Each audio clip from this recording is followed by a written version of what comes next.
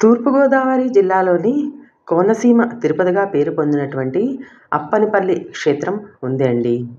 అప్పన్నపల్లి క్షేత్రంలో శ్రీదేవి భూదేవి సహిత శ్రీ బాలబాలాజీ స్వామి వెలసి ఉన్నారండి. కోనసీమలో ఉన్న అప్పన్నపల్లి వెంకటేశ్వర స్వామి ఆలయం ఎంతో ప్రసిద్ధి చెందిన దేవాలయాల్లో ఒకటి.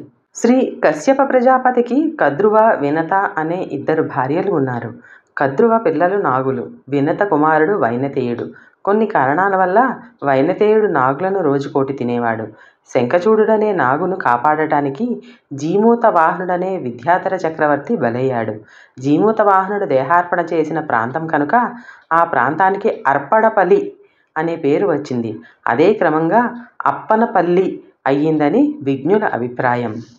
జీమూత వాహనుని కోరికతో కశ్యప ప్రజాపతి సలహాతో వైనతేయుడు చనిపోయిన సర్పాలకు ఉత్తమ గతులు కల్పించడానికి వశిష్ఠుడి నుండి ఒక నదీపాయను అర్పణపల్లి అంటే అప్పనపల్లి మీదుగా ప్రవహింపచేశాడు.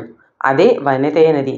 ఇది ఉత్తరవాహిని అనబడటం వల్ల అప్పనపల్లి సహజ సిద్ధమైన పుణ్యక్షేత్రంగా విరాజిల్లుతోంది.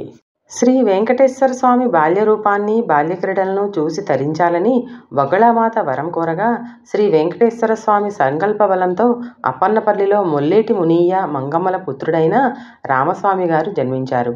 చిన్నతనం నుండి నిరంతర భక్తి తత్పరుడైన రామస్వామి కొబ్బరికాయ వ్యాపారంలో వచ్చిన లాభంలో కొంత వాటా శ్రీ వెంకటేశ్వర స్వామికి తిరుపతి తీసుకుని వెళ్ళి ఏటా సమర్పించేవారు. ఒకసారి స్వామివారి పాదాల వద్ద ఆ ముడుపును ఉంచుటకు గర్భాలయంలో ఉన్నవారు అంగీకరించలేదు. విషణుడై నిద్రించిన రామస్వామి కలలో బాల్య రూపంతో శ్రీనివాసుడు కనిపించి తానే అప్పన్నపల్లి వస్తున్నాను అన్నాడు. కొంతకాలానికి శ్రీ రామస్వామి గారి కొబ్బరి కొట్టులో వెలిసినారు. అలా వెలసిన స్వామివారికి బాలబాలాజీగా నామకరణం చేసి అప్పన్నపల్లిలో తన కొబ్బరికాయ కొట్లో ప్రతిష్ఠింపచేసి నిత్య పూజలు చేసేవారు. అదే ఇప్పటి పాత దేవాలయముగా ప్రసిద్ధి చెందింది. తరువాత కొంతకాలానికి శ్రీ శ్రీ శ్రీ త్రిదండి చిన్నజీఆర్ స్వామీజీ వారి ద్వారా ప్రతిష్ఠ జరిగిన దేవాలయంను నూతన దేవాలయముగా వర్ధిల్లుచున్నది.